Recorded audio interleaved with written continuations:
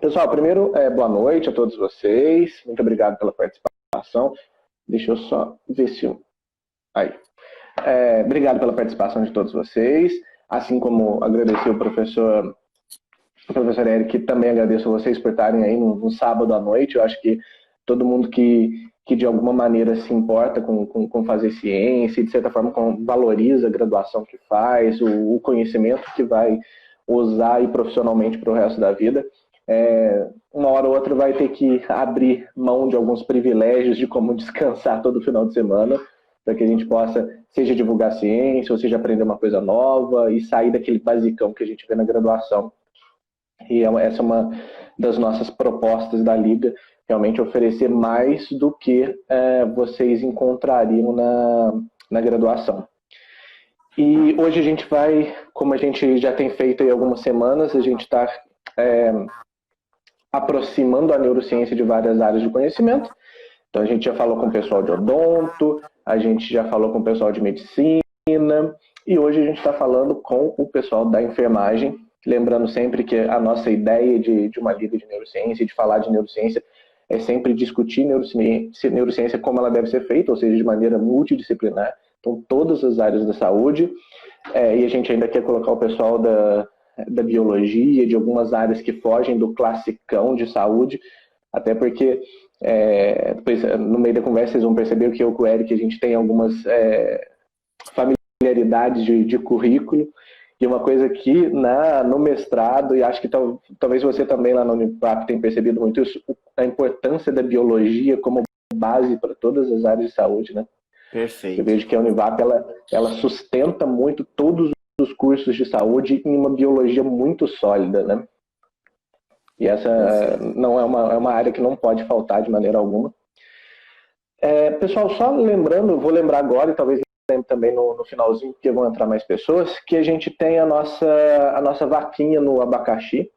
Então, para quem está entrando na nossa live pela primeira vez, a nossa Liga de Neurociência, além, logicamente, de ser uma organização que visa propagar conhecimento e fazer discussões acerca de neurociência, ela também tem a pretensão de sustentar o nosso laboratório de neurociência, que será na Unital, será um laboratório multidisciplinar. E uma das coisas que a gente tem feito é a nossa vaquinha online, o nosso crowdfunding no Abacaxi. Depois as meninas vão colocar aí para vocês o link. Quem puder fazer alguma doação seria muito bem-vindo, mas quem não puder fazer doação, por favor, pelo menos compartilhar a nossa vaquinha. A nossa meta é de R$48 mil, e a gente quer comprar um aparelho que se chama FNIRS, que é um aparelho que lembra muito uma ressonância magnética funcional. Então a ideia é um aparelho que vai sustentar todo o nosso laboratório acerca de pesquisas de neurologia, de psiquiatria, de enfermagem, de fisioterapia.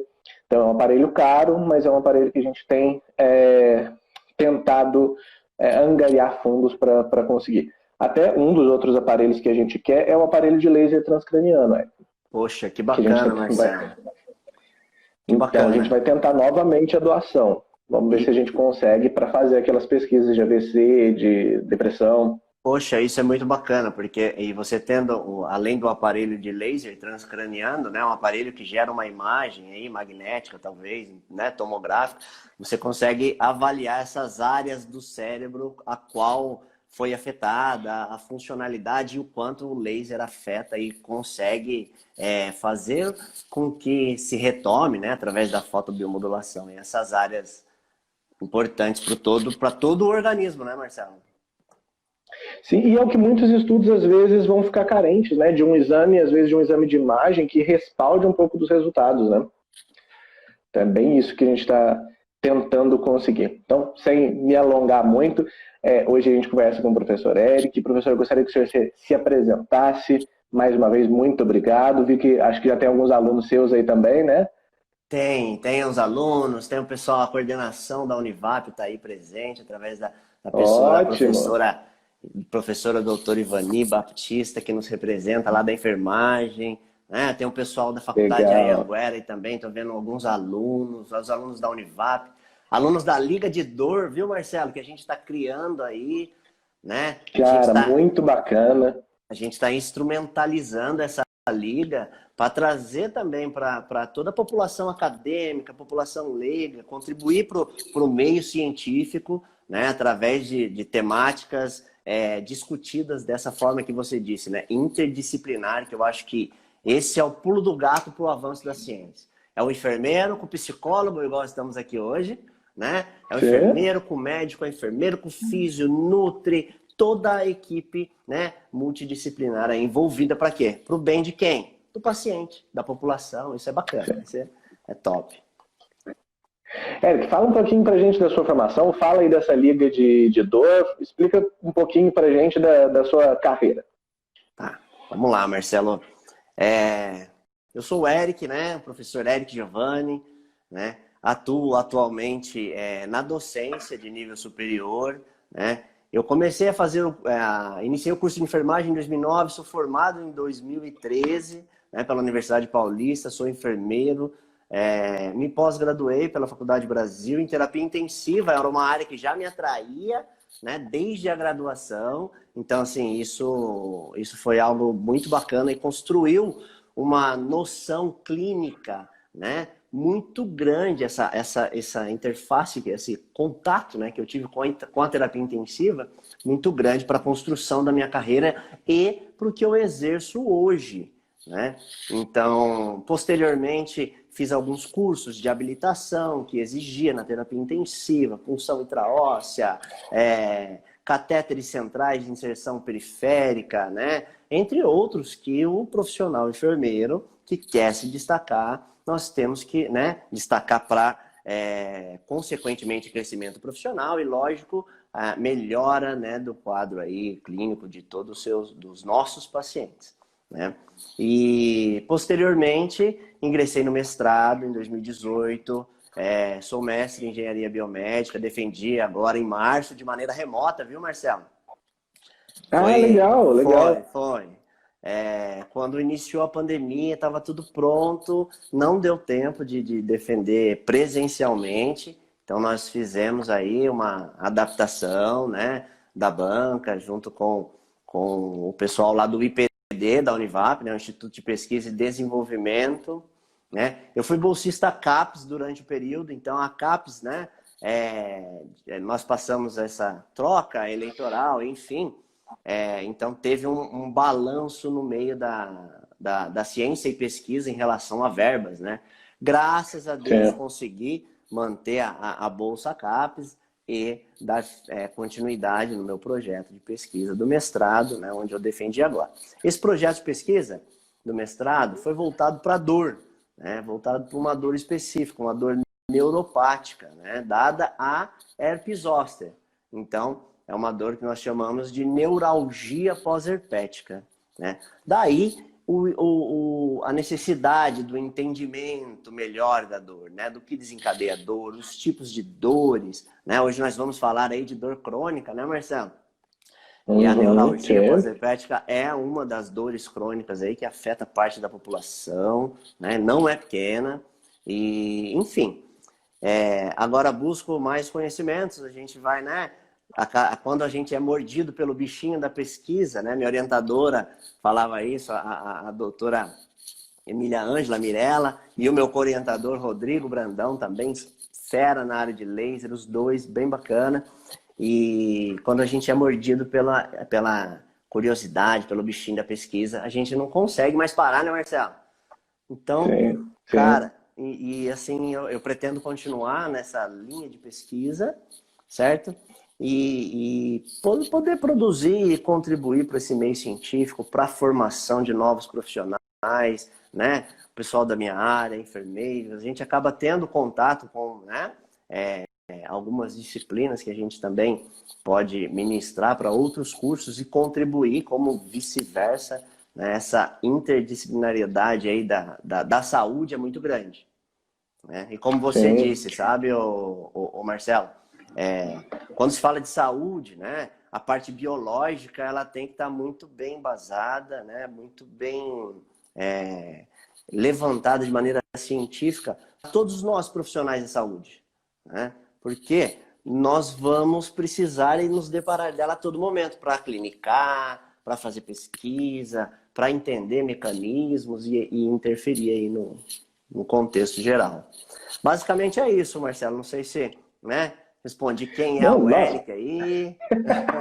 Perfeito. Eu trabalho com laser, né? Então, o laser na dor, ele tem efeitos magníficos, já relatado na literatura. A gente vem tentando ainda entender. Cada vez mais que a gente aprende uma situação, um contexto, uma situação clínica que eu falo, a gente percebe, né, Marcelo, quanto que a gente ainda tem de crescer no meio da ciência, né?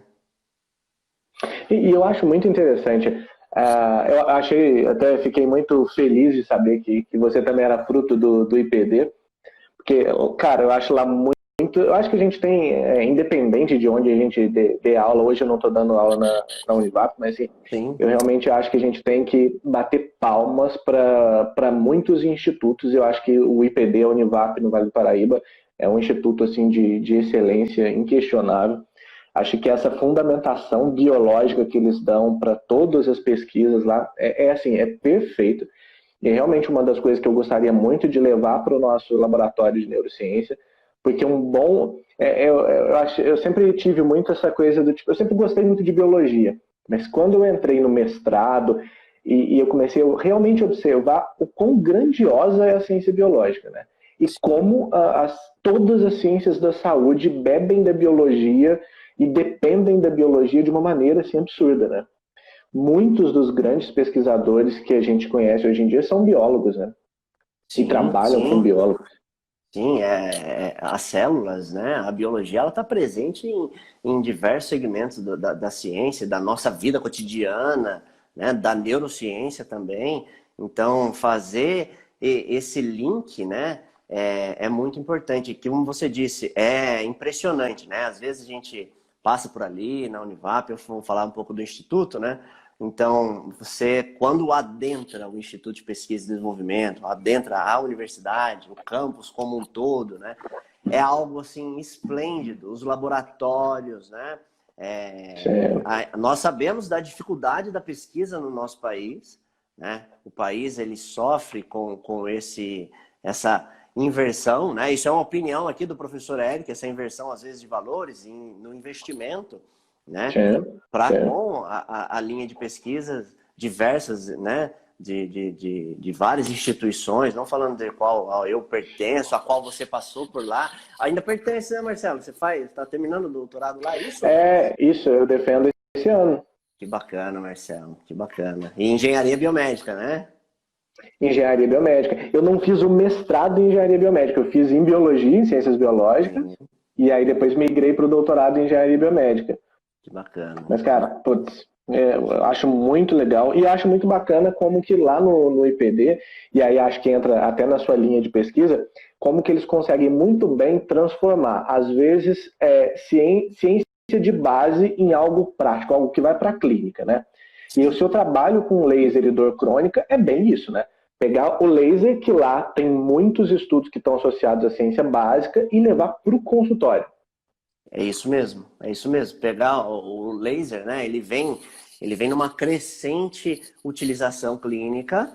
Então a gente vê essa tendência. É válido lembrar, né, o Marcelo, que a utilização de qualquer equipamento que faz o laser, né, mesmo que é um laser de baixa potência, ele não causa dano. Opa, peraí, nós temos que conhecer o aparelho, nós temos que conhecer, tem toda uma estrutura, né, através disso. A ciência básica molecular, uma das coisas que ficou bem frisado na minha carreira lá no mestrado, foi que a ciência básica, ela fundamenta muita coisa. Então, às vezes, a gente quer algo mirabolante, uma resposta que você acha que vai estar, né, em outro local, com outro tipo de tecnologia, e não, está ali, na ciência básica, no funcionamento das coisas. As pessoas confundem ciência básica com ciência superficial, né? E é exatamente o oposto. Não é superficial, é base de fundação, né? Base de fundação, é base de fundação. Eu falo para os acadêmicos, né? Essa parte da graduação, né? Ela vem trazendo um conhecimento, ela vem construindo, né? Colocando ali tijolinhos para fundamentar. Então é básico, Lógico que é um patamar, né, diferenciado, sim, né, tem o seu valor, mas é uma coisa que te dá um impulso para uma carreira profissional e te faz pensar de outras maneiras que possa vir a contribuir aí. A ciência, ela precisa de pessoas que pensem assim nessa área de multidisciplinaridade, né? A interação. Eu fiquei curioso, né, Marcelo, que a sua formação básica é em psicologia, é isso? Me corrija. Sim, eu sou psicólogo. Aí, às vezes, não sei se já te perguntaram, né? Mas por que você foi fazer engenharia biomédica? Ah, Já. Não, e lá o legal do IPD é isso, né? Que a gente vê pessoal de enfermagem, pessoal de psicologia, médico, cardiologista, muita gente de biologia. E é biologia. bem esse espírito da multidisciplinaridade, né? De como que a gente consegue aplicar isso em todos os segmentos de saúde, né? Não só de saúde. Né?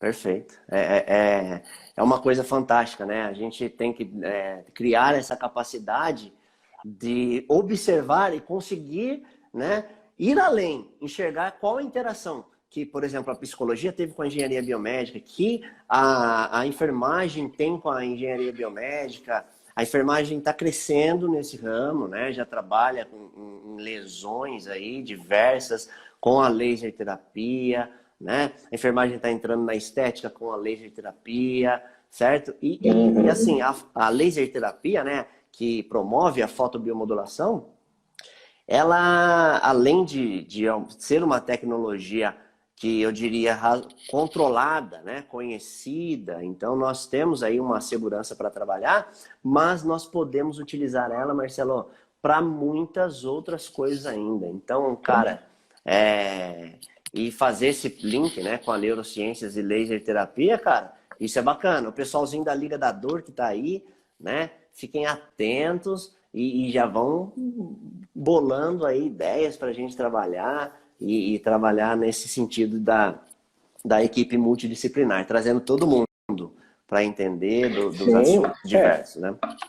Eu falei para você, do tipo, fica mesmo o convite para você e para todos os seus alunos, assim que a gente sair desse ano meio difícil, para que Pois é. vocês vão visitar lá a Unital e para que a gente possa pensar até coisas, de trabalhos juntos, porque eu achei a sua ideia de liderador incrível e essa é uma área que, se a gente para pensar, tem poucos estudos, né? Principalmente dentro do campo da enfermagem. Você também tem essa impressão ou é mais eu que estou de fora? Não, não, Marcelo, essa não é uma impressão, é uma realidade, né? A gente tem ainda uma deficiência para com isso no campo da enfermagem, a gente ganhou muito espaço, né? A pandemia trouxe isso também, né? Essa visibilidade para a enfermagem que é de extrema importância Com certeza. da atuação do profissional enfermeiro, bem como da equipe como um todo, né? Os técnicos auxiliares, mas a enfermagem ainda está nesse caminho, nessa construção científica, principalmente ainda se falando da dor, né? Então, todas as patologias existentes, né, na sua maioria, tem o processo de dor envolvido, Marcelo. Então, né, e onde existe um processo de dor e hospitalização, existe enfermagem, né? Existe o profissional da enfermagem Sim. atendendo, existe, né, o profissional médico, o profissional fisioterapeuta, nutricionista, o serviço de psicologia. A dor afeta muito esse lado psicológico, a gente vai chegar nisso hoje aqui, né, Marcelo? Você, com certeza, domina o assunto aí.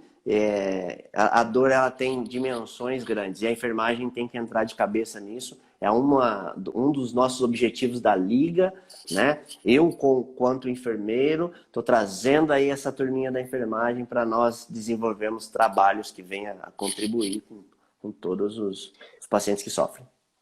Cara, muito bacana. Então vamos lá. Por que falar de dor? Por que dor virou o interesse da sua carreira? E por que a gente precisa tanto não só falar de dor, mas também falar de produção científica com relação a isso? Ô Marcelo, a dor, né? Vou falar como que ela adentrou assim na minha carreira de maneira abrupta. Ela já está na carreira desde o início, né? Então a gente trabalha com o paciente, a gente trabalha com o sofrimento. Um paciente é um indivíduo que está em sofrimento. E o processo de dor, ele está presente, como eu falei ainda há pouco, na maioria dos casos. né? Então, a dor, ela veio surgir assim, um pouco antes do mestrado, né? Eu estava ali trabalhando e junto com um colega que é doutor agora, o Raimundo, né? Ele é doutor da UFRJ, também cria lá do IPD, né? Trabalhando com laser. Legal. E ele falou, poxa vida, o laser. E falando do laser, e assim, eu, enfermeiro, assistencial, ali trabalho, né? Na minha vida cotidiana, pensando já em algumas pesquisas, mas não estava pensando em dor. E comecei a ler um pouco e vi, falei, poxa vida, ele tem esse efeito analgésico, né? Trabalha em processos de modulação de mediadores químicos inflamatórios. Tá? Aí, num belo de um dia, né? Ele falou, atendi um paciente num pronto-socorro a qual eu trabalhava, um paciente com dores, mas dores que era assim, ao exame físico, né, não tinha, deixa eu só ajeitando aqui, não tinha presença de lesões nem nada na pele, e tentando investigar aquilo, né, foi onde nós, através, né, de uma fase da sistematização da assistência da enfermagem, sai, né, coletando alguns dados, investigando, né, para tentar entender, associando isso com o exame físico, o paciente tinha relatos, né, de ter tido herpes zoster, erupção cutânea nessa região, mas ele não tinha ligado, né? Então, a neuralgia pós-herpética, ele foi diagnosticado nesse dia, né, com neuralgia pós-herpética, saiu de lá medicado, enfim. Mas esse paciente, né, bem como os outros, essa dor se torna crônica, né, na maioria das vezes. Então despertou o interesse o meu colega, né, o Dr. Raimundo, aí tinha um projeto, ainda não estava totalmente no papel, falou, Eric, escreve, vamos tentar aí virou minha linha de pesquisa de dor, né? Então, desde Legal. então, comecei a pesquisar mais sobre a dor, interagir com os pacientes, bem como os efeitos que a dor causa na vida do paciente, né? Então, são efeitos assim de magnitudes extremas, né? Discrepantes, desde de dores crônicas leves, que permite uma vida cotidiana normal, e dores que causam uma incapacidade gigantesca, né? Com alterações fisiológicas, desde alterações hemodinâmicas, psicológicas, emocionais, né? Na vida do doente. Foi mais ou Aí menos você já assim. falou uma parada. Sim. Você falou uma parada muito legal na sua fala. Antigamente se acreditava muito que toda dor era fruto necessariamente de uma lesão, né? Vamos colocar aí bem de uma ferida. Sim, você imagina E quando isso, a gente né? fala de dor crônica, isso não tem nada a ver, né? Não tem. Você imagina assim, tá com dor porque bateu, tá com dor porque cortou, né? Tá com dor porque se acidentou, ralou, aconteceu alguma coisa do tipo, né? Mas não é só isso, né? Não é só isso. O entendimento da dor vai muito mais além, né? Muito, muito mais. No caso da dor, nessa dor associada a herpes zoster, a gente tem necessariamente aí uma lesão das ferramentas do nosso corpo de percepção de dor? Sim, é exatamente isso, né? Então nós temos uma lesão, imagina só, essa dor neurálgica, Marcelo, ela inicia, né, por uma falha do sistema imunológico, começa lá na infância, muitas vezes, com o contágio do vírus da catapora, né? E aí tratado lá na infância, isso fica, né? O vírus fica ali latente no organismo. Quando há uma queda da imunidade, Marcelo, olha só, né? A interdisciplinariedade aí no processo da dor, né? Então, queda de imunidade. Quando eu falo de queda de imunidade, eu estou falando de nutrição inadequada, eu estou falando de estresse, né? Eu estou falando de condições de vida alteradas, comorbidades que somam, né, com esse processo de queda de imunidade. Então, pacientes depressivos, né? Pacientes depressivos, tá aí, é um fator que desencadeia a diminuição da imunidade, né? Esse déficit no sistema imunológico. Então, o que acontece? Dá margem e forças para que esse vírus que está latente, ele se reative, né? E nessa fase de latência, após a queda do sistema imunológico, ele aparece. Como é que ele aparece? Ele aparece indiscretas ou, né, é bem variável também as lesões cutâneas aí, dado ao processo da herpes zoster. Após a cicatrização dessa herpes, Marcelo, existe uma lesão, né? Uma lesão no mecanismo de entendimento da dor. Então, essa lesão, né, no nervo acometido, no dermátomo especificamente, né, que é uma região sensitiva, dolorosa, sensitiva da pele, perdão, e ela fica lesada. Então, existe uma variação dessa sensibilidade, essa sensação, né, as sensações do tecido, ela é traduzida em dor, por exemplo. Então, os pacientes, às vezes, com uma herpes de nervo trigêmeo, né, o paciente não tolera, por exemplo, uma leve brisa na face, que é traduzida como dor. Esses receptores, né, nociceptores, eles fazem essa sensação dolorosa quando fisiologicamente normal e quando afetados pela doença, né, aí é uma condição fisiopatológica já, da transdução, né, do toque, por exemplo, que se transforma em dor, da sensibilidade, como eu falei, de uma brisa, de um vento, se transforma em dor, calor, frio, tudo que é sensibilidade acaba transformando em dor, né? E o laser... Toda dor neuropática poderia ser simplificada, assim, bem entre aspas, né? Por esse mesmo tipo de mecanismo, assim? Por uma lesão nesse trânsito da informação? Sim. A dor neuropática é isso mesmo que caracteriza a dor neuropática, né? Uma lesão nesse trânsito de informação. Então, a dor, né, ela é classificada aí como uma sensação, né, emocional, uma sensação desagradável, né? Ela traz para o nosso organismo ações, né, reações, o nosso cérebro aí faz esse entendimento dessa sensação dolorosa e gera reações corpóreas para com o ambiente e tudo mais. Toda dor neuropática é considerada essa lesão nesse mecanismo, né, de sensibilidade, sensório para com a dor. É interessante a gente perceber, né, que antigamente, como a gente falou, tinha essa interpretação de que só deveria existir dor se tem uma ferida. Depois a gente também tem um outro extremo, que eram aquelas pessoas que banalizavam toda dor sem ferida como dor psicológica, né? Tipo, isso daí é da cabeça dele, é assim mesmo. E a gente percebe que muitas das explicações ficariam no meio termo, né? Fica no meio termo. Não sendo unicamente psicológica, mas também não necessitando de uma ferida presente, né? Sim, o processo doloroso, é aquilo lá, né? Dor é psicológica ou não, né, Marcelo? É firula, não tá sentindo dor nada, é psicológico.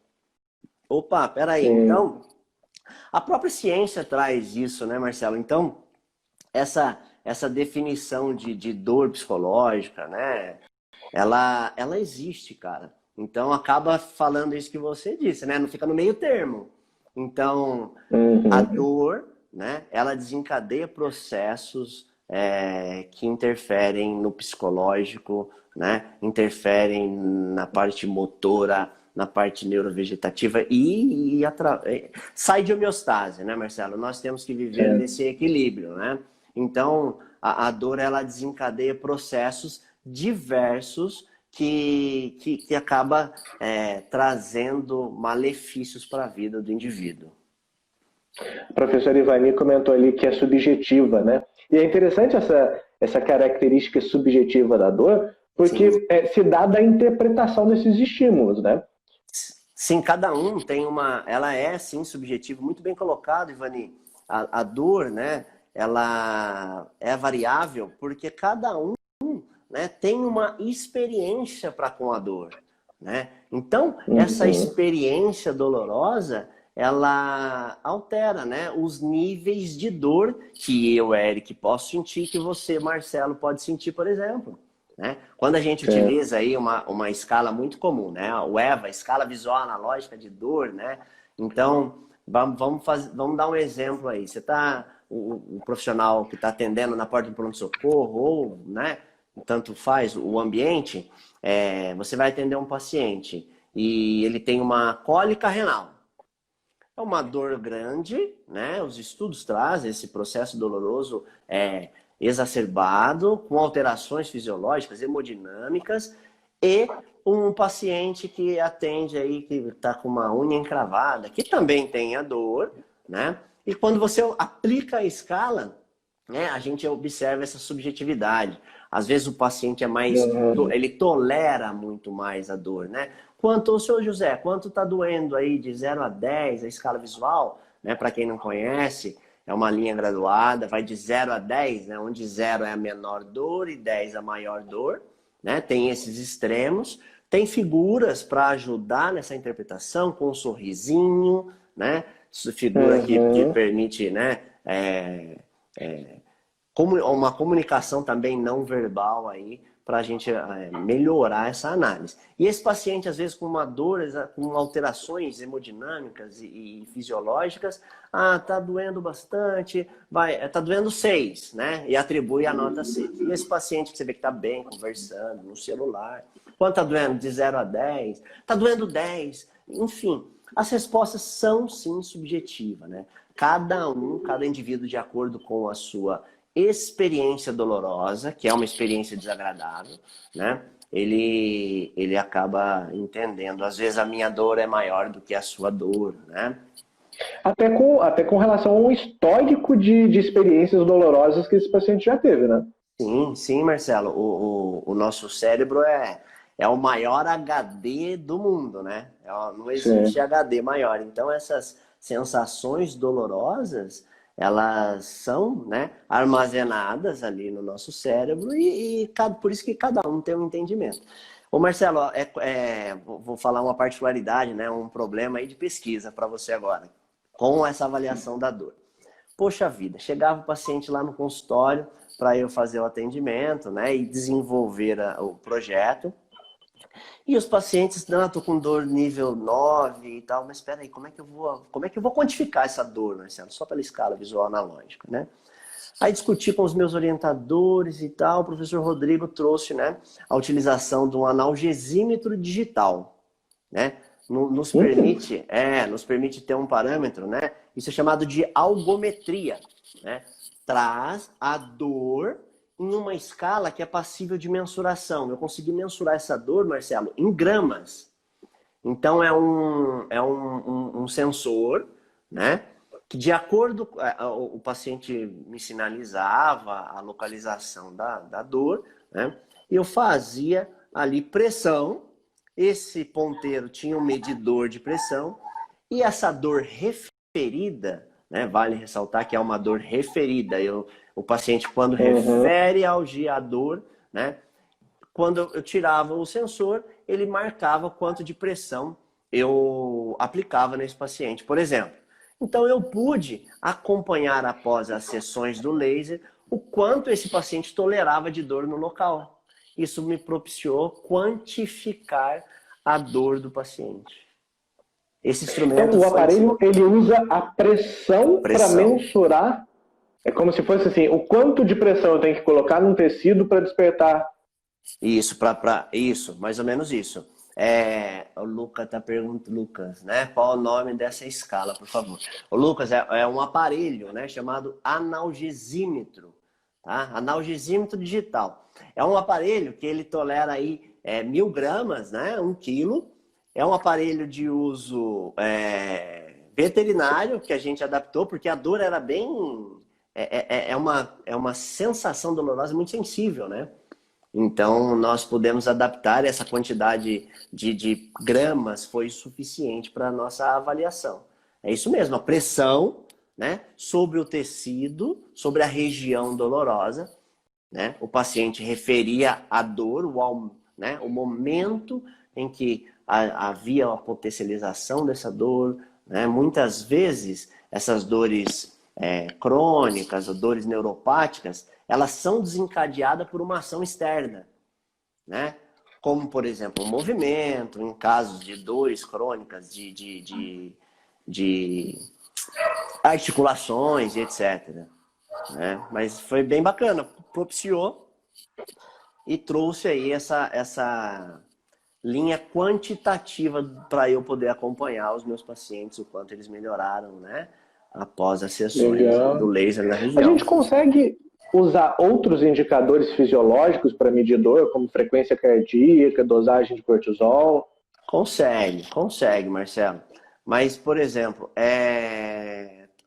um trabalho, né? A metodologia é o cérebro ali, são os órgãos vitais de um trabalho, né? Consegue, sim, né, avaliar níveis e marcadores aí, inflamatórios e mediadores da dor, etc., para fazer. Dá muito mais trabalho, né? É difícil realizar, por exemplo, coleta, a equipe tem que estar muito envolvida. Isso é um projeto futuro, Marcelo, tá? É um projeto futuro aí que a gente vai desenvolver para tentar entender também, Marcelo, em qual parte, né, o laser faz o efeito nesse mecanismo da dor, né? Então, é bastante interessante e é possível, sim, medir. Através de alteração fisiológica, a dor aguda, né, como, por exemplo, frequência cardíaca, que você falou, é passível, sim, de se avaliar. Né? Um paciente que sofre um trauma, por exemplo, né? Um paciente que está ali em sofrimento com essa dor crônica, realmente ele apresenta esses sinais. Porém, né, quando se trata de dor crônica, o nosso organismo como um todo, ele é espetacular, né? Ele trabalha com mecanismos de compensação. Então, por exemplo, a frequência cardíaca é um paciente que tem dor crônica, né? Ele vai conseguir fazer, sim, essa compensação e voltar, por exemplo, a ter uma frequência cardíaca mais próxima do que ele já tinha normalmente, entendeu? Então, é bem relativo. Necessariamente, toda dor crônica ela vai ter como uma origem, um início, uma lesão grave. Tipo assim, o paciente que tem dor crônica, necessariamente ele teve um trauma ou ele teve uma lesão bem significativa e a partir daí ele evoluiu para uma dor crônica? Ô Marcelo, é o seguinte, na maioria das vezes, né, sim, mas eu diria que assim, meio termo, né? Não necessariamente o paciente precisa ter tido uma lesão tecidual, né, de diversas origens e tecidos que nós possuímos, mas esse paciente, ele pode sim desenvolver, por exemplo, uma dor crônica por um problema psicossomático, né? Então, não necessariamente ele tenha que ter tido lesão no tecido, né, nessa região. Então, os problemas psicossomáticos, você é psicólogo, né? Psicólogo clínico também, então, poxa, é muito presente na vida dos indivíduos. Então, a dor surge, né? E ela surge da onde? Opa, mas eu não bati, eu não tive nenhum tipo de lesão primária para que isso aconteça, né? Então, essa comunicação, né, neurológica, cerebral, com o nosso corpo, né, Marcelo, ela é fantástica, ela é dominada, porém, eu diria que ela é quase que desconhecida. A gente ainda vai aprender muito, cara. E essa sua amiga, Marcelo, eu achei fantástica, viu? Já vou falar de novo, parabéns, né? Esse link com os processos, né? O cérebro com todas as profissões, todas as áreas, porque nós somos divididos por áreas também, né? E se a gente para pensar, né, o cérebro, de uma forma ou de outra, ele é a central de praticamente todas as funções fisiológicas, né? É muito difícil a gente achar uma função fisiológica no corpo humano que não tenha uma relação de gatilho neurológico, né? Pois todas as informações que o cérebro processa e que o cérebro manda, né? A comunicação aferente e eferente ali, isso, cara, é o tempo todo, né? É o tempo todo. O cérebro é um órgão, uma estrutura fantástica, né? Fantástica. Que a professora Ivani tocou num tema que eu achei muito legal e que a gente até tinha pensado em já falar um pouco sobre ele, que é a dor de membro fantasma. Contar para você uma experiência que eu tive. Eu trabalhei bastante tempo no Pio 12, na oncologia, E uma das pacientes, eu cheguei a atender mais de uma paciente com dor de síndrome de membro fantasma, mas eu tive uma que foi bem curiosa, o caso foi bem curioso, que era uma paciente que desenvolveu síndrome de membro fantasma após uma mandibulectomia. Então ela teve um tumor ósseo na mandíbula que foi descoberto numa visita de rotina ao dentista. E quando ela foi levada para o centro cirúrgico, ainda não se sabia muito bem da extensão dessa lesão. E a opção do cirurgião foi de fazer uma mandibulectomia total. Ela tirou toda a mandíbula, passa aquele aro de metal, onde você curva toda a musculatura por cima, né? Então não tem mais gengiva, não tem mais nada. É só musculatura jogada em cima de uma haste de metal. Uma haste para esteticamente, né, ficar uma coisa mais próxima do normal, né? Exatamente. E a partir daí, quando ela volta, ela vai fazer químio durante muito tempo, ela descrevia exatamente o que a gente vê em literatura de síndrome de membro fantasma. Ela falava para mim assim, Marcelo, o que eu sinto é a mesma dor de dente que eu sentia antes de eu ir ao dentista e descobrir que eu tinha câncer. Então ela falava assim, é como se eu ainda tivesse o dente aqui, e ele dói do mesmo jeito. E uma coisa que me chamou muita atenção, e isso foi, se não me engano, esse foi o primeiro caso de dor de membro fantasma que eu acompanhei. A gente vai ver muito essa relação da função cortical, né, da sobreposição cortical na síndrome de membro fantasma, e de como que isso está muito associado ao cérebro realmente ainda não ter entendido que aquela parte não existe mais, né? E uma coisa que era muito curioso dessa paciente é que, assim, para quem não viu pacientes de pós-operatório de mandibulectomia total, é um paciente que fica com o rosto muito disforme. E essa paciente, ela contava que ela quebrou todos os espelhos da casa. Ela não se via em reflexo de nada.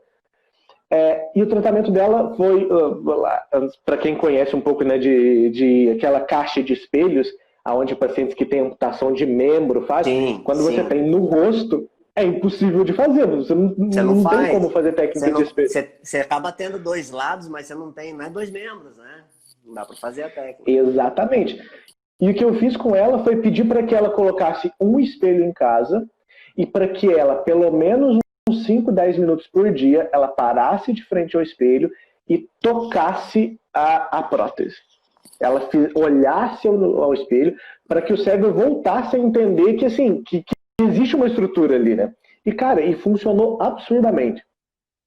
Então, como que você já acompanhou isso na sua experiência? Como que a síndrome de membro fantasma está aí associada a essa questão de dor crônica, esse paciente que muitas vezes vai ter uma perda absurda de qualidade de vida e que, infelizmente, a gente ainda não trabalha com medidas preventivas, né? Porque tem alguns estudos que já falam de coisas que a gente pode fazer para prevenir aparecimento de síndrome de membro fantasma. Mas ninguém se importa com isso, né? Só vamos se importar quando o negócio já desenvolveu. É uma característica, né, Marcelo, que a gente tem que mudar, né? De tentar resolver o problema quando já está instalado, não é verdade? Exato. Isso que você falou, né, Marcelo, dessa sobreposição cortical e tudo mais, nosso córtex está intimamente ligado à nossa memória, né? Então, imagina só, vamos supor, eu não sei a idade da sua paciente, mas ela tinha aí uma faixa etária de até quantos anos, você lembra? Só para fazer uma... Tinha uns 60 e poucos, uns 60, 65 anos. Então são 65 anos vividos armazenando memória de função mandibular, mastigação, todo o processo, né, de deglutição e tudo mais. Então, essa sobreposição cortical e tudo mais, ela proporciona, como eu falei no início, né, o cérebro é o nosso maior HD, não é verdade? Então, essa memória que ela tem dessa parte do corpo, ela ainda está lá. Embora ela não tenha mais essa região do corpo. Isso acontece muito, né? Com pacientes de amputação de pé diabético, pacientes pós-traumas, né? Que acabam acidente de moto, isso acontece bastante. Isso, é bastante mesmo. A gente está falando bastante assim, diariamente, né? Então, se for ver a estatística do nosso país, é um absurdo de amputações traumáticas, né? Bem como outras. E essa sensação, Marcelo, de amputação, né? Geralmente, o indivíduo ele nasce com um membro, com aquela parte do corpo e realiza a retirada, né? Essa memória, né, proporciona essa sensação. E se nós pensarmos também que, por exemplo, ela retirou a mandíbula, né? Então, os nervos que fazem essa parte motora, sensitiva, ele foi rompido também, mas foi rompido pela metade, não é verdade? Então, às vezes, uma sensação, ela é traduzida, entendida, como se o membro ainda estivesse ali, ok? Então, por exemplo, esse paciente ele pode ter essa sensação fantasma por muito tempo, e inclusive a dor fantasma, né? Que pode vir a acontecer. Ela falou, eu tô sentindo dor no dente, você falou, né? E eu não tenho mais o dente, né? Você fala, meu, como isso acontece? E essa experiência com a caixa de espelho, né? Ela é muito bacana e foi muito, eu diria, foi muito safo da sua parte fazer isso, cara. Né? Eu acho que a sua experiência quanto psicólogo de fazer, né? Porque proporciona para que ela veja, toque e o seu cérebro começa a entender e traduzir essa sensação de que o que é dor no córtex essas informações. Né? A gente tem aí, por exemplo, a dor fantasma, eu até anotei aqui, Marcelo, para não falar bobeira aqui, tá? A dor fantasma. Sabe por quê? Porque é um assunto bastante complexo, né? Então, quando a gente vai falar de dor fantasma e transcreve isso para dor crônica e tudo mais, nós temos, quanto profissionais de saúde, entender o motivo, entender aí a fisiologia da coisa para poder, sim, agir para com o paciente. Essa situação, eu tenho certeza que ajudou muito, né? Ela no entendimento. Não ela, porque ela sabe que ela não tem mais a mandíbula. Porém, o cérebro dela, a informação está armazenada no córtex dela, né? Então, existe a dor fantasma, a dor do coto e o membro fantasma, né? Que é o que a professora Ivani aí falou também, do membro fantasma. Esse membro fantasma, né? Imagina só, o indivíduo faz a amputação aí numa transtibial, metade ali da canela para baixo foi amputada, né? Esse indivíduo no pós-operatório imediato, né? Eu estou falando de 70% a 100% dos casos, eles têm, né? Os pacientes têm essa sensação do membro fantasma. Então, por quê? É aquilo que eu falei. O sistema de comunicação, ele não foi amputado como um todo, né? Então, essas sensações ainda existem, essa memória cortical ainda está muito presente para com, né, o membro fantasma. E a dor também, né? As sensações são traduzidas como dor, né? Às vezes a dor era onde? O paciente relatava dor, uma dor mais distal, né? Uma dor ali no hálux, na pontinha do dedão, e ele já não tem mais metade do membro e ele ainda continua sentindo essa dor. Fora, né, Marcelo, que uma das coisas que você falou também, aí para e pensa, a gente está falando de dor por esse mecanismo, mas imagina só a potencialização dessa dor, né, com o efeito psicossomático dessa paciente. Como é que essa paciente, como é que a família vê? Como é que os amigos veem? As pessoas leigas, ela mesma leiga, como é que ela vê isso? É uma mutilação, é uma transformação da imagem corporal, né? Por exemplo, dessa indivídua, dessa paciente que acaba sofrendo, e isso potencializa o processo álgico, potencializa a dor. Né? Isso faz com que desencadeie processos de difícil resolução da dor e ela acaba se tornando crônica. Quando uma dor se torna crônica, né, Marcelo? Acho bacana falar disso também. A literatura ela traz alguns momentos, né? O momento mais recente, a gente segue instruções do Instituto Internacional, né, para Estudos da Dor, e ele diz que maior de 30 dias já pode ser considerado dor crônica.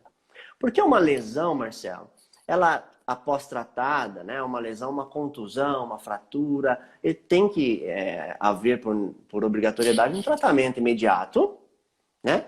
E esse tratamento inclui ações medicamentosas e outras ações não farmacológicas para a melhora da dor. Passado desse período, Marcelo, já é considerado dor crônica. Outras literaturas trazem, né?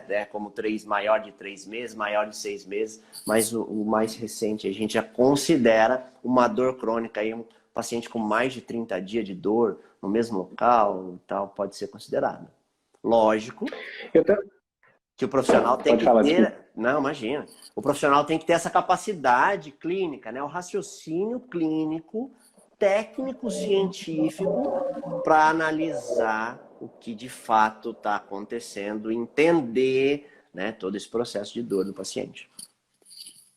Eu lembro que na época que eu cheguei a estudar mais sobre a dor de membro fantasma, muitos artigos relatavam que existe um gap de tempo, assim, o paciente fez amputação hoje, ele começou a apresentar dor de membro fantasma, e eu tenho um tempo em que eu ainda consigo reverter essas alterações corticais. Passou disso, existe uma probabilidade muito grande de que esse paciente, às vezes, vá sentir a dor do membro fantasma para o resto da vida.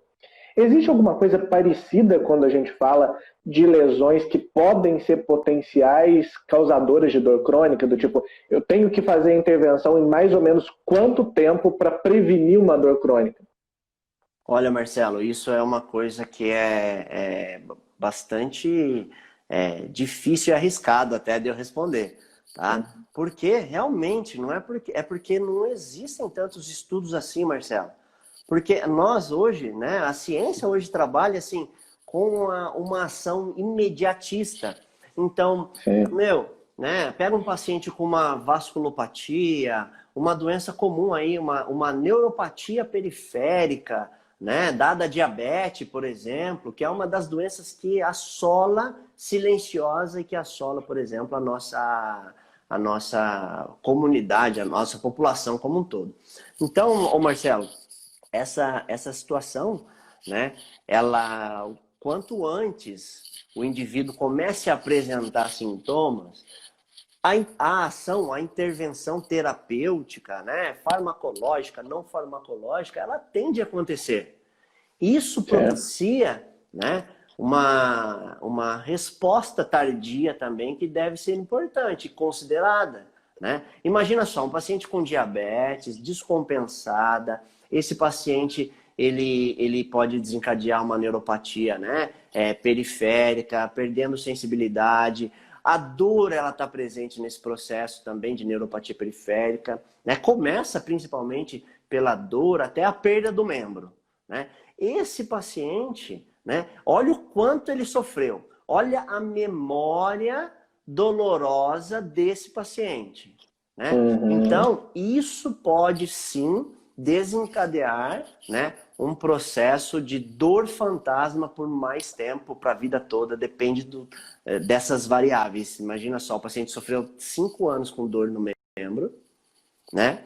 Aí quando amputa, geralmente é assim, Marcelo, quando amputa uma parte, né? A parte lesada, É.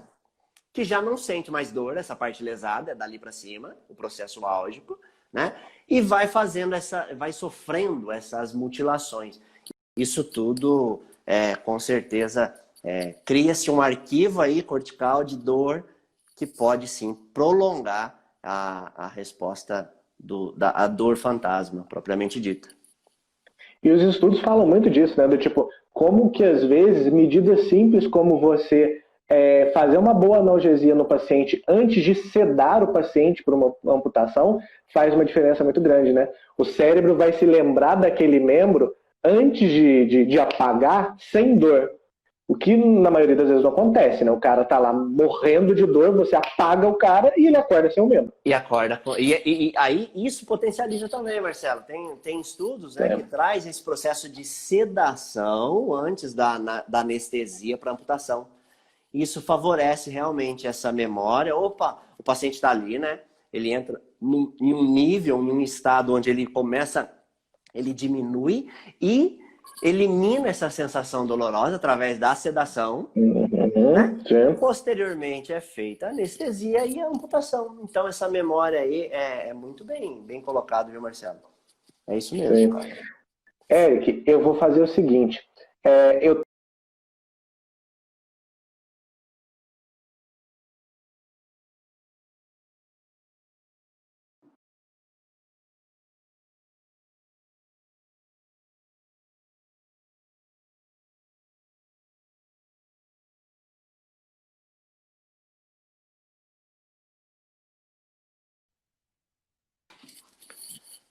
Voltamos. É isso aí, Marcelo. Passou rápido. Sim, tinha algumas perguntas no chat do último vídeo, que eram desse vídeo que a gente acabou de encerrar, que eram muito interessantes. Eu me lembro de uma, vamos esperar o pessoal voltar a entrar, eu vou pedir para que eles coloquem a pergunta novamente. Teve uma colega nossa, psicóloga de Angola, que ela perguntou se a dor no peito que pacientes com síndrome do pânico descrevem se pode ser considerada uma dor crônica. Existem algumas dores, essas dores no peito, principalmente associadas a fatores psicológicos, que já são consideradas dores crônicas, né? Existe uma discussão, né? Porque quando a gente fala de dor crônica, né? Nós imaginamos assim, uma dor que não cessa e constantemente ela fica durante um período longo ou a vida toda, enfim. Pode ser sim considerada uma dor crônica. Existem controvérsias. Por quê? Porque, vocês me corrijam, né, Marcelo, você pode me corrigir. Quando o paciente que sofre da síndrome do pânico, né, ele passa por momentos, né? Então são situações que desencadeiam processos, inclusive a dor no peito. Então, se nós pararmos para pensar nesse paciente com síndrome do pânico que sente essa dor no peito, tem que ser avaliado, né, o paciente como um todo. Então, né, não só olhar o paciente como a síndrome do pânico, a dor no peito, né? Às vezes o paciente com síndrome do pânico precisa de tratamento clínico para controle de pressão arterial, né? Sim, sim. Distúrbios respiratórios, porque o processo de dor, ele causa isso, né?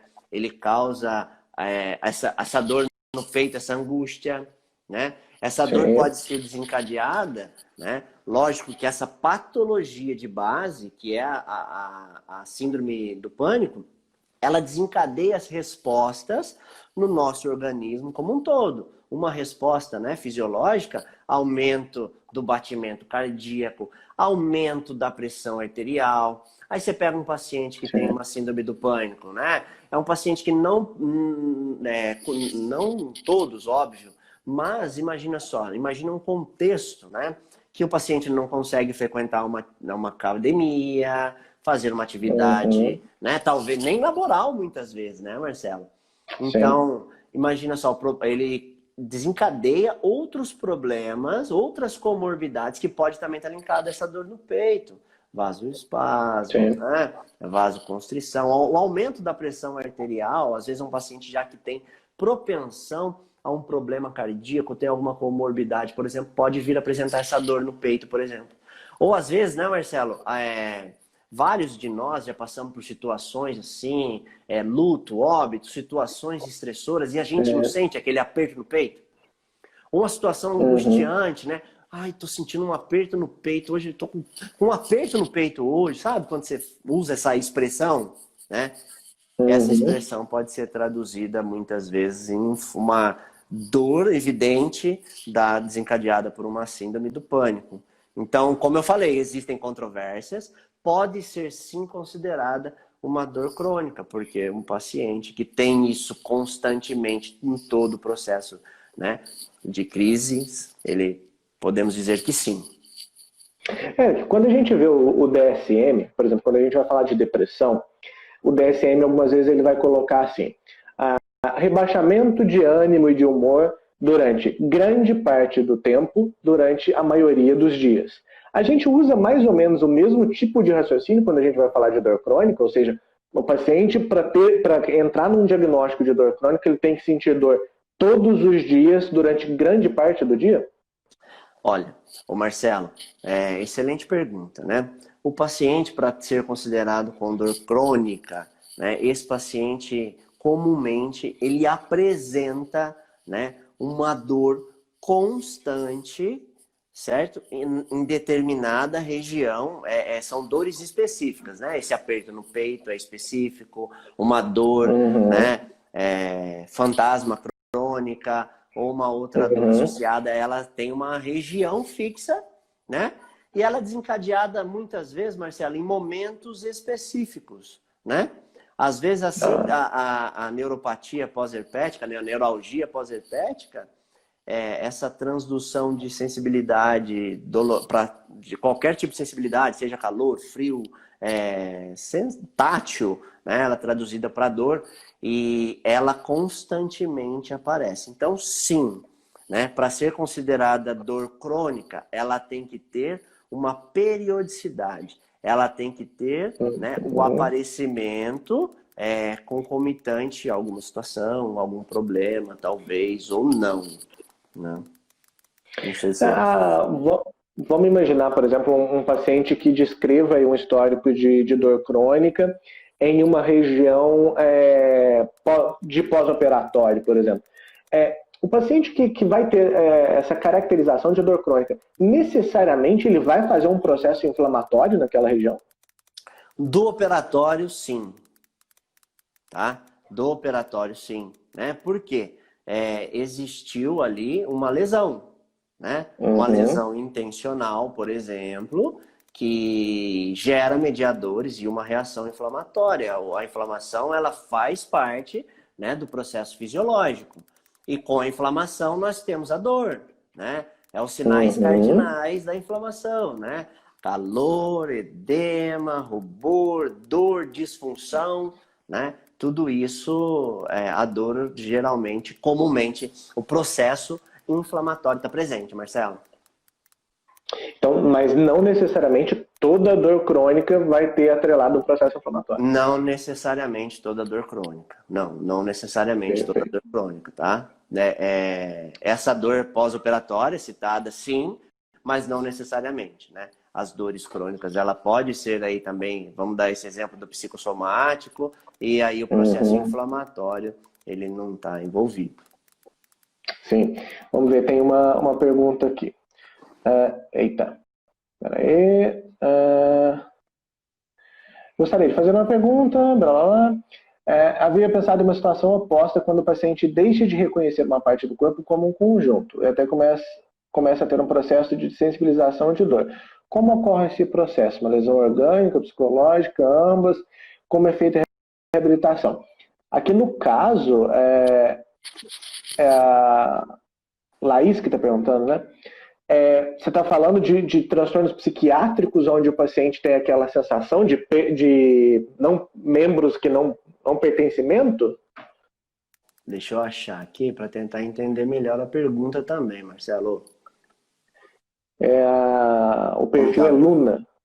Luna, eu gostaria de fazer uma pergunta, falei na live anterior, mas não sei se foge ao assunto. Vamos lá, deixa eu ler aqui de novo, tá, gente? Mas eu havia pensado em uma situação oposta, quando o paciente deixa de conhecer alguma parte do corpo como um conjunto, até começa a ter o processo de dessensibilização de dor, tá? Como ocorre o processo? Lesão orgânica, psicológica, ambas, como é feita a reabilitação? Luna, é Luna, né? É isso? Ô, Luna, é o seguinte, eu diria para você que é mista. Ambas, né? Esse processo todo, Luna, ele acontece sim por vias de fato, por lesões e tudo mais. Entra muito naquela questão da memória cortical que nós falamos agora, né? O paciente ele tem essa sensação dolorosa, essa sensação mesmo e essa, como é que eu posso dizer para você? Essa experiência, né? De dor. Então isso fica gravado, certo? E existe como mecanismos para melhorar esse processo álgico. A caixa lá de espelho é uma delas, né? Então pode ser usado técnicas até de curativo, Laís. É a Laís, kkk. Ô Laís, às vezes técnicas de curativo num pós-operatório, por exemplo, né, fazendo uma compressão mais efetiva, usando uma atadura elástica, vamos falar dessa forma, né? Então, isso pode ajudar no processo. Até mesmo medidas, né, de fisioterapia pós-trauma, pós-amputação, certo? Para que o paciente comece a entender o movimento, daquele membro, de parte do membro, ou um movimento, por exemplo, corporal sem os braços, né? Uma amputação a nível aqui total de braço, por exemplo, o paciente ele tem que se reorganizar, né? Com essas memórias, com essa sensação, com essa experiência, para que haja um equilíbrio, né? Do nosso entendimento, falando de córtex, memória cerebral e tudo mais, dessas funções e retomada. Sim, sim. Não, perfeito, perfeito. Mesmo os transtornos psiquiátricos aí, ou até que vão lembrar, aí, como o professor Ivani colocou, que vão lembrar processos de hipnose, onde o paciente, por exemplo, sim, ele pede esse contato com alguns membros, com essa ideia de intrusividade, então de membros que agem sem o controle do paciente, vão estar sempre, e isso a gente vê muito em literatura, vão estar sempre atrelados a fatores psicológicos, mas também muitas vezes a lesão, né? A gente tem vários pacientes, às vezes, com tumores neurológicos que vão apresentar esse tipo de lesão, com alguns tipos de AVC, vários tipos de trauma em sistema nervoso central podem favorecer esse tipo de lesão, né? O câncer, né, o Marcelo? Ele é uma dor crônica, causa uma dor crônica mista, né? Neuropática, de nociceptor, imagina só um câncer ósseo, né? Ele está crescendo ali no osso, em um tecido, no tecido ósseo, causando uma lesão e destruindo, por exemplo, estruturas sensitivas, né? Nervos e tudo mais. Então, essa conexão, essa dor mista aí, ela é bastante comum, né? E, ô Marcelo, fazer um link com a qualidade de vida do paciente que sofre Perfeito. Com essa dor, né, Marcelo? Então, a dor crônica, ela atrapalha a interferência,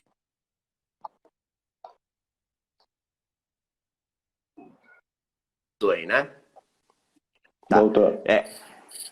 Interfere diretamente na qualidade de vida do paciente, né? Então, imagina um paciente que sofre de dores crônicas, né? Então, são dores que aparecem, ela tem, vale ressaltar, né, que uma dor crônica, ela tem diversas intensidades, Marcelo. Então, intensidades que são toleráveis e intensidades que não são toleráveis. Impede o indivíduo de trabalhar, né? Impede o indivíduo de, por exemplo, realizar uma atividade em conjunto, em equipe, em família, social. E qual é o impacto disso, né, Marcelo? No ambiente. É muito, muito grande. Eu diria que é um impacto desastroso, Marcelão, na vida do indivíduo. Sim. Hoje eu atendo pelo SUS, no sul de Minas, né?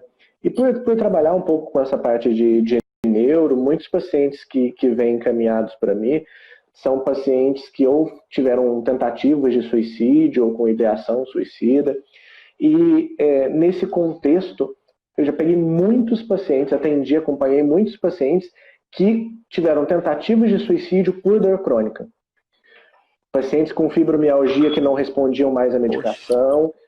E a gente vê muito como que caminha junto, né? O estresse intensificando a dor, jogando a qualidade de vida para baixo, e aí essa qualidade de vida cai, aumenta o estresse. Perfeito, perfeito. Eu consegui fazer um link também nesse projeto que eu desenvolvi no mestrado, né, junto com os meus orientadores. As publicações estão para sair, viu, Marcelão? Então, esse processo de publicação é difícil, né, cara? A gente quer... Nossa, trampo, né, cara? Aí, engenharias 4, não é fácil, não. Né? A gente pega as revistas todas internacionais aí, né? É difícil o processo. Muita revista cobrando hoje em dia, né, cara? É caro as publicações, né? As revistas renomadas que tem um fator de impacto realmente significativos, exige bastante, mas eu acho que esse o segmento, tem que exigir mesmo, né, Marcelo? Colocar coisa boa no mercado. Retomando, né, eu fiz um link, eu utilizei a escala SF36, Marcelo, né, para qualidade de vida, certo? Então eu consegui mensurar desse meu paciente que eu atendia no consultório, né, mensurar o quanto essa dor neuropática causada pela herpes zoster, né, a neuralgia pós-herpética causava de impacto na vida desse paciente, né? Então lá nós temos aí 8 segmentos. O dor está presente, atividades relacionadas psicológicos, Marcelo, que a dor causa, né? E todo um transtorno na vida dos doentes aí, dos indivíduos que sofrem de dor, cara. É bem que difícil. A gente sempre vê muito essas 3 avaliações caminhando juntos, né? Qualidade de vida, dor e estresse, né? Sim, porque elas caminham junto, né? E como eu falei, você pode... a dor, ela está presente em diversas patologias. A dor, ela está presente, né, em diversas situações diferentes. Por isso que nós temos, né? Você começou falando muito bem da equipe multidisciplinar, né? Desse trabalho conjunto, Marcelo. Isso é muito importante. A gente desmistificar, né, esse processo de que isso é só meu, enfermeiro, isso é só do Marcelo, psicólogo. A gente tem que começar a fazer esses trabalhos, interagir, né? Isso começa lá na graduação, através da Liga, né, Marcelão? Sim, com certeza, cara. Muito bacana. Esses últimos meses, né, minha esposa tá grávida e a gente tem feito pré-natal todo, e a gente tem feito um acompanhamento com uma fisioterapeuta. E ela, um tempo atrás, ela comentou comigo que na sessão de fisioterapia dela, teve uma sessão onde a fisioterapeuta, ela, entre aspas, né, induzia uma dor que era causada por gelo, para ensinar a minha esposa a fazer uma boa gestão da dor na hora do parto, não só por essa coisa de tolerar mais a dor, mas também para dar um significado diferente para aquela dor. Então, muito nessa coisa do tipo, olha, vai doer, vai incomodar, mas está associado ao nascimento da sua filha. Cara, isso é muito legal, né? Como que a gente pode abordar a dor de várias formas diferentes, que não necessariamente de maneira química, né? Sim. Lá na Univap tem alguns estudos, né? O pessoal fez até uma brincadeira lá, o pessoal da sensório-motora, elaboraram uma cinta que simula as contrações. E assim, tem o nível máximo de contrações, né? Aí o professor foi lá, né? Professor, coloquei a cinta, mas rapaz, dói demais, né? Então essa sensação... Nossa Senhora! Mas é aí que tá, cada indivíduo tem uma resposta diferente à dor e subjetiva à dor, né? Eu falo isso, Marcelo, as mulheres estão de parabéns, né? Existem algumas correlações, estudos, mas nada ainda que argumente, que traga aí evidências em relação ao sexo. Mas na vida real, na clínica, a gente vê isso.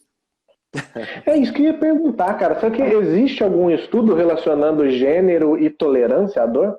Existem não especificamente, né, que falem sobre isso, mas existem nas discussões dos estudos, quando se fala de significatividade aí, significância da dor, né, da subjetividade, melhor dizendo, da dor, existem sim citações, né, em discussões que fala dessa tolerância do sexo feminino quanto ao sexo masculino, tá? Não aí, eu acho que ainda nada que fundamente tudo isso. Tá aí uma dica de estudo pro pessoal da Liga aí, Marcelão. Sim. Cara, se a gente daria para fazer uma live só sobre dor associada a parto, né? Porque é um tipo de dor também extremamente específica, né? Extremamente específica. Tem uma colega que eu acho que ela está nos assistindo aqui, a professora mestre aí, Kátia Zeni, né? A professora Kátia é especialista, ela é obstetra, né? Enfermeira obstetra, neonatologista e seria uma discussão magnífica, viu? Com certeza. Sim, essa associação de neurotransmissores, da serotonina, como que ela vai modular essa questão da dor, né? Ah, ela aí, ó. Essa minha Kátia. amiga. Kátia. A Kátia é um exemplo de professora na obstetrícia, né? Nós temos ela com muito carinho aí. E como ela disse, a dor do parto é algo singular. Eu acho que é aquela expressão, né? Padecer no paraíso, né? Então tem esse contexto, né, Marcelo, que é uma coisa espetacular do nosso cérebro, com o nosso instinto, com essa parte humanista, com essa parte psicológica, talvez, né? Melhor dizendo, essa ligação aí. Teve uma aluna que perguntou, a minha esposa já escreveu ali que ela está muito interessada nesse assunto. É a fé. Isso. Teve uma aluna a mais, ela perguntou, professor, só a depressão aumenta a dor do paciente ou a ansiedade também? Nossa, a ansiedade é até mais comumente associada a aumento de dor, né? Sim, sim.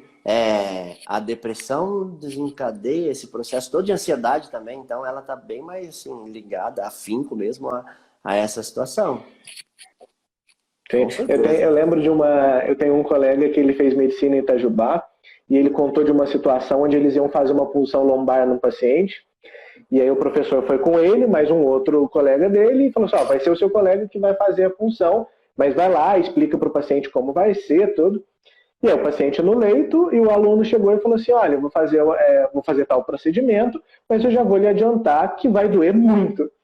E aí o professor falou assim, cara, como você fala isso para o paciente que vai... Tipo, agora realmente vai doer muito. Você já aumentou o nível de estresse num patamar que tipo, o cara já vai esperar que vai doer pra caramba. Tem esse lance, né? Que esperar que vai doer. Olha, eu particularmente, né? Você tá me escutando melhor? Eu tirei o fone, coloquei o carregador. Tá normal? Não, tô escutando. Tá, né? Então, eu acho que assim, trabalhar a dor antes de um procedimento, Marcelo, faz parte. É trabalhar o psicológico. Literalmente. Exato. Literalmente, né? Então, assim, acho que orientar que vai doer não pode assustar realmente o paciente. Não gera ansiedade. A ansiedade desencadeia outros processos fisiológicos que não são benéficos para o momento. Mas, né, essa orientação, falar que vai doer e que dói, é importante, cara. E a gente vê muito isso em oncologia, né? Em oncologia a gente tem muito esse cuidado de trabalhar o significado que o paciente pode dar para aquela dor, pode dar para aquele incômodo, né? Eu lembro que quando eu trabalhei na oncologia, o pessoal da enfermagem sempre usava muito, às vezes o paciente assim, mais deprimido e o paciente queixoso com relação, por exemplo, à queda de cabelo. E o pessoal da enfermagem sempre falava uma coisa que eu achava muito bonita, que eles falavam assim, se o seu cabelo está caindo, entenda isso como um sinal de que a medicação está fazendo o efeito esperado. E pensa, é isso, né? É a gente dar um significado diferente, ou a possibilidade de um significado diferente para uma coisa que inicialmente é vista unicamente como punitiva, né? Perfeito, Marcelo. Isso me traz uma colocação que eu gosto de usar, cara. É muito importante a gente dizer, né? A quimioterapia, nesse cenário, né? Ela é o quê? Ela é um medicamento, certo? A palavra dessa enfermeira, ela é o remédio, Marcelo. Então, né? O remédio é isso, é essa atenção humana, né? Isso eu exijo dos meus alunos, isso tem que ter, Marcelo. Isso nós todos profissionais de enfermagem, de saúde, perdão, nós temos que ter. É preciso manter, né, essa parte da humanização num contexto científico, né? Não é só amar, dar carinho, isso muitas vezes vem de maneira nata. Porém, né, de maneira científica, por exemplo, né, vou falar aqui da minha experiência profissional, proporcionar um conforto através de uma palavra. Proporcionar um conforto através de uma melhor acomodação para o paciente, né? Proporcionar momentos de distração, né? Eu sou muito brincalhão, quem me conhece, Marcelo, às vezes eu solto umas piadas, né? Às vezes, né? Enfim, eu acho que isso, né?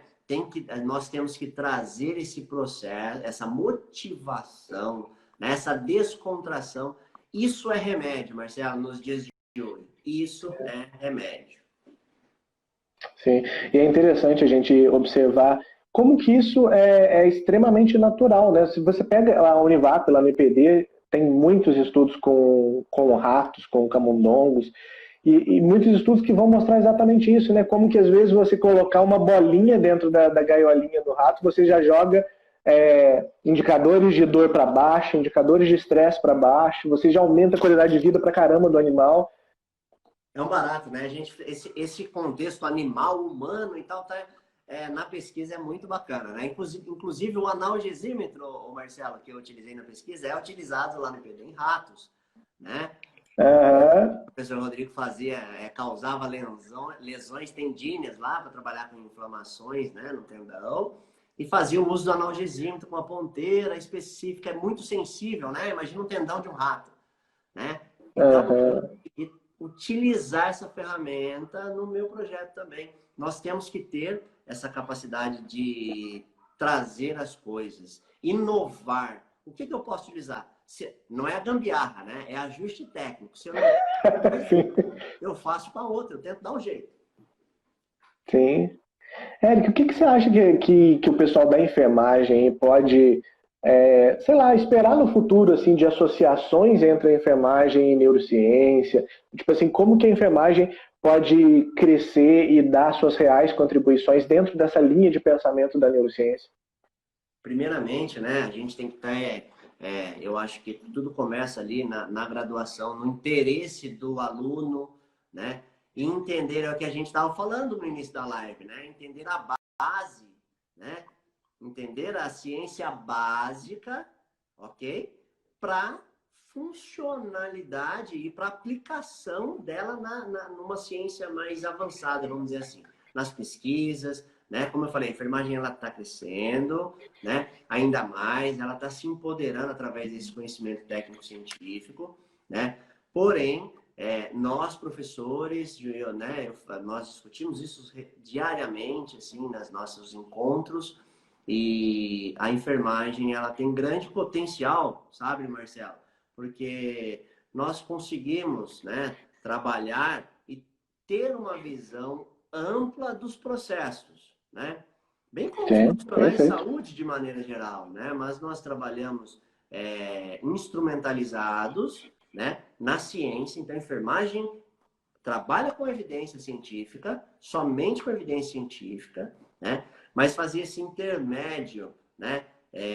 De uma situação, por exemplo, olha só, depois de anos trabalhando na terapia intensiva, em pronto-socorro, né? Em outros contextos, atendendo pacientes, que eu fui parar e ter esse despertar para a dor, por exemplo, né?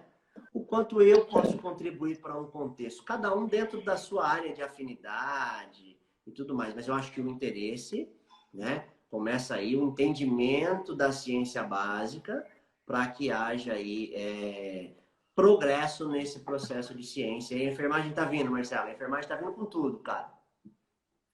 Cara, e eu fico muito feliz, viu? Muito feliz mesmo, porque desde de quando eu me formei na graduação, eu comecei a trabalhar em hospital de oncologia. E, cara, para mim sempre foi muito claro o quanto a enfermagem é a sustentação de toda a ciência da saúde, cara.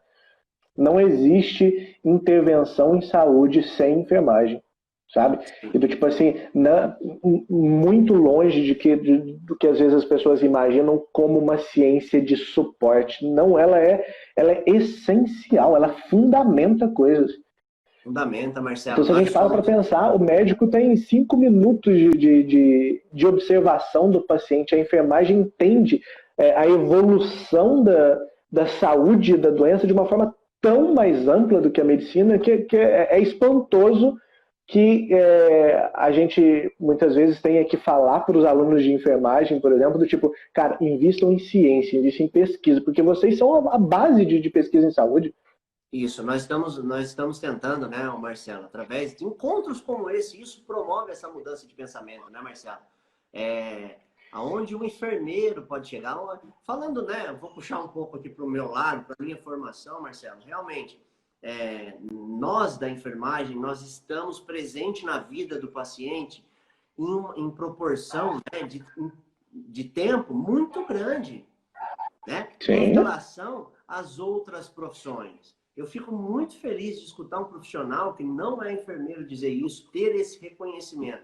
Não só porque eu sou enfermeiro, né? mas porque a nossa área precisa, Marcelo, ter essa consciência, né? E é uma missão que eu tenho para comigo de passar isso para os meus alunos, de cativá-los para que haja processo, para que haja pesquisa, né? Para que haja incentivando e tentando criar ferramentas para que isso realmente aconteça, para que nós tenhamos aí visibilidade no meio científico, né? A gente pode proporcionar muitas coisas boas para os nossos pacientes, né? Tem que ter um olhar, mas começa aí. Nós também na enfermagem temos que ter esse olhar, né? Para com a nossa profissão. Autovalorização, talvez, né? Não sei se é a palavra correta, mas Sim. entender o quanto eu sou importante na vida do paciente, bem como os outros profissionais. Por mais que for, é 5 minutos o meu contato, mas nesses 5 minutos, Marcelo, eu tenho que fazer a diferença. Porque não adianta também eu, profissional enfermeiro, ficar lá 24 horas e também não fazer a diferença, concorda? Então, assim, eu tenho a possibilidade de fazer a diferença durante um tempo maior. Então, nós enfermeiros temos essa responsabilidade, né? Isso traz esse... Quando todos tiverem esse mesmo raciocínio, a gente começa a crescer. Isso já está acontecendo. Sim, eu fico muito feliz, às vezes, de ver artigos científicos sobre análise de comportamento, sobre estresse, sobre coisas que normalmente são associadas à psicologia, feitos por enfermeiros. Eu acho muito legal isso, tipo, essa apropriação do enfermeiro de tudo que se corresponde à saúde e ao adoecimento, né? Porque eu acho que realmente vocês têm essa característica de multidisciplinaridade, talvez seja a área da saúde que mais isso seja evidente, né? Eu acredito que sim, Marcelo. Eu acredito que essa multidisciplinaridade da enfermagem, né? Ela é bem forte, cara. Ela é bem, bem forte. Ela é bem visível, né? Talvez os mecanismos que nós tínhamos usado, estávamos usando num tempo passado, não fosse adequado, mas a enfermagem está surgindo aí. Eu diria que até, Marcelão, renascendo, né? Com esse processo de pandemia, tá? Eu acho que esse é uma coisa ruim, né? A pandemia, mas ela vai nos trazer coisas boas, como esse encontro que a gente está tendo hoje e outros mais para todos nós da profissão. Sim, cara, fico muito feliz. Pessoal, alguém gostaria de fazer mais alguma pergunta para que a gente possa encaminhar para o fim da nossa discussão? Sei que teve um pessoal que mandou pergunta no vídeo anterior e que quando a gente finalizou o vídeo essas perguntas não ficam gravadas. Então, se quiserem repetir as perguntas agora para a gente finalizar. Fique à vontade. Eric, em que pé que está a sua liga? A minha liga, essa pandemia deu uma esfriada em algumas coisas, né?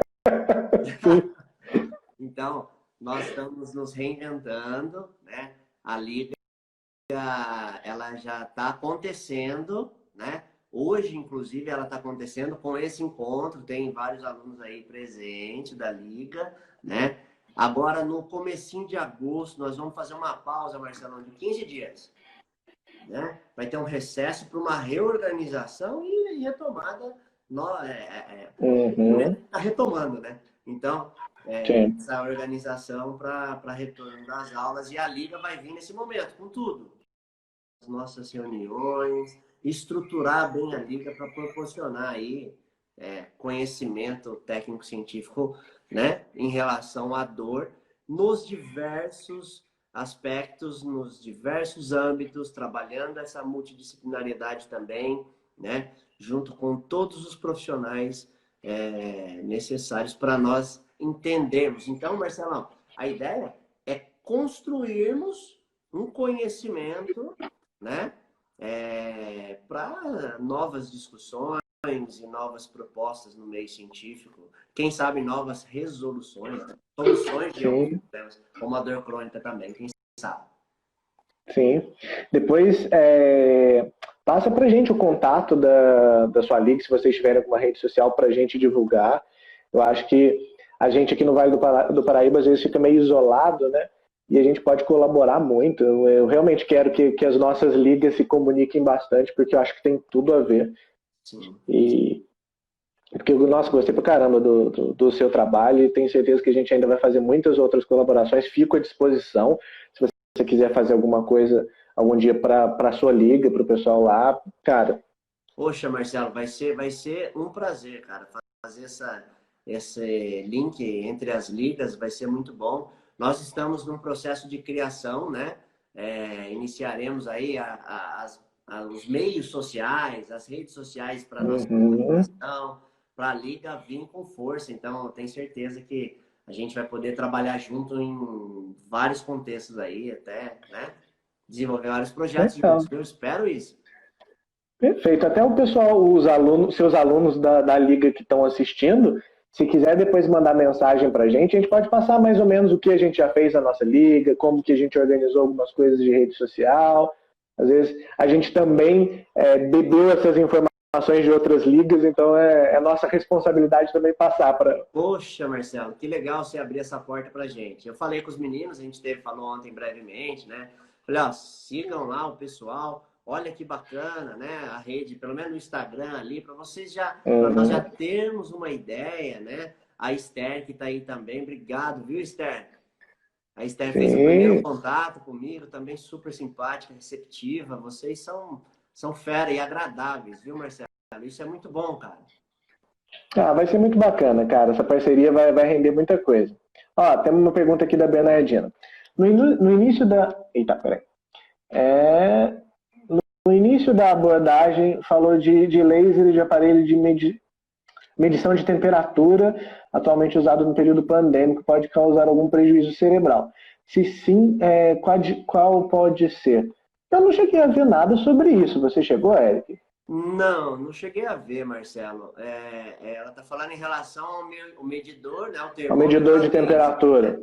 Não, esses medidores são de baixa potência também, então, o tempo de exposição, né, é muito pouco. Uma luz, né, ela tem uma quantidade energética e isso é muito... Eu não ouvi nada falar sobre o assunto, sobre a temperatura. Para gente que teve contato com estudos de estimulação transcraniana com laser terapia, sabe a intensidade de luz que você tem que jogar para passar calota, né? Poxa, então, tem tudo isso, pessoal. Às vezes você não consegue nem fazer. Você vê que o laser da temperatura, ele é na região do vermelho. Às vezes você não consegue, para ultrapassar a calota, você precisa de uma coisa em outra região, né, de infravermelho e tudo mais. Então, enfim... É mais fácil, antes de atravessar a calota, queimar o tecido do que lesionar o cérebro, né? Então, assim... E o medidor, por exemplo, a gente tem interação com a luz, né, na melanina, por exemplo. Os pacientes de coloração, né, de pele, uma tonalidade mais escura, ele tem aquecimento. Então, por exemplo, se o termômetro causar um problema, no paciente negro, por exemplo, ele causaria aquecimento na hora de verificar a temperatura. Isso não acontece, que é a primeira camada. Então, eu acredito que isso é mito. Sim. Eric, até um outro momento, a gente poderia até fazer alguma coisa de conversar um pouco sobre laser, né? Porque é uma coisa que até a gente comentou fora da live, como que na Univap a ciência do laser é extremamente desenvolvida, mas quando a gente sai do campus da Univap, a gente vê que pouquíssimas pessoas conhecem laser, né? Sim, Marcelo, é impressionante, né? Quando eu estava ali estudando e tal, e vendo... Aí você vai olhar o currículo dos seus orientadores, né, cara? Você fala, meu Deus, o povo é fera demais. As publicações que a nível mundial, né? Então, a Univap, ela está extremamente presente. O meu orientador, Rodrigo, é quarto no mundo em publicação de laser, é presidente da UALT, né? Que é a Associação Internacional aí de Laser. Enfim, a Univap realmente ela vem com força no laser. Isso não quer dizer que... Né? O laser é da Univap, não, a gente difunde conhecimento para o mundo. Né? Então, assim, vem com a gente, então, estamos juntos. Sim, e eu acho que até se a gente para pensar nessas aplicações de laser dentro de neurociência, a gente tem tanta coisa, né? Para questão de dor, processo inflamatório, estimulação cortical. Sim, quando você fala de dor e laser, o Marcelo dava pra gente ficar falando aqui até que horas? Até amanhã, né? Nossa, Então, muita coisa, né? quando você, lá no mestrado, a gente tem uma, né? Quando eu fiz o mestrado, né? A disciplina de introdução à engenharia biomédica, né? Aí você vai vendo a linha de pesquisa, o quanto o instituto é grande, o quanto o laser pode ser aplicado, né? Nos seus diversos comprimentos de onda, né? Nos seus diversos, na região ali visível, invisível, enfim, é muito legal, cara, Uhum. muito bacana, muito grande. A gente tem que explorar isso, né? E uma coisa que o pessoal fala bastante, né? Barato, né? É uma terapia barata. Relativamente barata. Se a gente for parar para pensar, Marcelo, só fazer um link aí com medicamentos e o laser, né? Um paciente que sofre de dor crônica, pela neuralgia pós-herpética, vamos pegar um remédio aí de escolha para um paciente que tem uma dor média intensa, é gabapentina. Cara, Uhum. não é uma medicação barata, tem efeito colateral, e não só É, gabapentina, né? O paciente vai tomar AINE, vai tomar anti-inflamatório de tudo que é jeito, né? Dos diversos, medicações analgésicas, opioides, opiáceos, enfim, vários sobrecarga sedativos, hepática, renal. sobrecarga, é isso que eu ia falar. O contexto, o que causa, né, de efeito adverso, a utilização de diversos medicamentos é muito grande. Sobrecarga hepática, que você acabou de citar, a renal é uma delas, né? O paciente sofre de insuficiência renal aí, acaba ficando também, apresentando uma insuficiência crônica, por exemplo, por uso de anti-inflamatório, né? Sim, sim. Órgãos hematopoéticos sofrem muito com isso. Então, poxa vida, meu. O laser, uma terapia barata, né? É invasiva, Marcelo? Não. Entendeu? É muito bacana, cara. Eu me apaixonei. Nossa, é muito legal, muito legal. Tem um pessoal aqui comentando de laser. Pode ser usado o laser em paciente que faz tratamento com pele de tilápia? Existe alguma contraindicação? A pele de tilápia é usada para queimaduras, né? A pele de tilápia, ela é usada para queimaduras. Tem alguns estudos que usam outra membrana, né? Membrana amniótica no processo de Sim. cicatrização e tudo mais. Acredito que não. Vai da coloração, né? Da exposição, da carga energética que você está depositando do laser para o tecido. Isso varia muito, né? Isso é muito importante citar. O laser, ele causa um efeito de fotobiomodulação. Então, essas células são excitadas, né? É um processo excitatório que favorece microcirculação, mediadores inflamatórios, diminuição de edema, melhora da dor, entre outras condições fisiológicas favoráveis aí para. Eu acho que pode ser usado sim, viu? É, um- é uma, é uma ideia, hein? Nossa, e isso é uma coisa muito interessante do laser, né? Quanto mais a gente vai estudar sobre, mais você vendo novas linhas de pesquisa se abrindo, né? Sim, Para Marcelo. tratamento de depressão, tratamento de Parkinson. Cara, tem tanta coisa, né? Sim, Marcelo. A gente está retomando um projeto, né, junto com a professora Ivani, aí, um projeto originado pela professora Ivani, né, a professora doutora Ivani, um projeto chamado de Projeto Pele Íntegra. Logo vocês vão ouvir falar desse projeto, né? Eu, meu colega Danilo, professor Ivani, tá falando aí. Estamos, né, preparando o conteúdo, passar pelo comitê de ética, a gente vai trabalhar, né, lesões de pele, o laser aplicado, né, fotobiomodulação para lesões de pele, com diversos produtos biológicos e não, para nós avaliarmos a eficácia e avaliação desses produtos concomitantes, né? Usar a cobertura e a aplicação do laser para ajudar, favorecer, estimular esse processo cicatrizante. Legal, legal. Muito bacana. Muito. É, Kátia, realmente espere meu contato, porque eu acho que esse é um tema também que a gente vai querer muito falar sobre relações de neurociência e parto, e período gestacional, e primeiros anos de desenvolvimento do bebê. Nossa, Marcelo, eu acho que também. uma coisa fantástica, cara, trabalhar essa neurociência com esse desenvolvimento, né? A Kátia, em 1 minuto e 40, eu mandei um áudio para ela, falei, em 1 minuto e 40, ela me ensinou tanta coisa que você precisaria ler aí 55 artigos para entender, né? Pode. Cara, dessa ativação da musculatura, da força exercida para o bebê mamar. Enfim, a gente vai ter uma discussão aí, a Kátia vai nos ajudar. Tem certeza. Ah, legal, legal. Kátia, eu vou entrar em contato, viu? Já aguarde nosso contato. Tá, Até espera. porque a minha esposa ela não vai me deixar esquecer. A Kátia, É, a Kátia faz mais de 1000 partos, viu? Faz parte domiciliar, ela é fera. ah, legal, legal. Eric, muito obrigado, cara. Imagina. Obrigado mesmo por ter disponibilizado esse tempo pra gente. Cara, mais uma vez, assim, não só eu, mas o pessoal da Liga, a gente se coloca super disponível para o que você precisar, para os seus alunos, se quiserem algum tipo de orientação, por mais simples que a gente possa dar com relação a essa questão de organização de liga, quando a gente voltar às aulas, se quiserem ir lá conhecer, e eu quero mesmo que vocês vão conhecer e a gente conseguindo montar esse laboratório, eu quero mesmo levar vocês lá para que a gente possa fazer as coisas juntos, para que a gente possa pesquisar junto. A ideia do laboratório realmente não é ser uma coisa restrita, é um laboratório de neurociência para o Vale. A gente quer realmente que todo mundo possa ter a possibilidade de ter acesso a um equipamento de ponta que hoje eu só conheço duas faculdades que tem, que é a Mackenzie e a UFABC. Então, assim, possibilidades infinitas da gente pesquisar muita coisa, assim, Poxa, pesquisador, cara, infinitas, assim.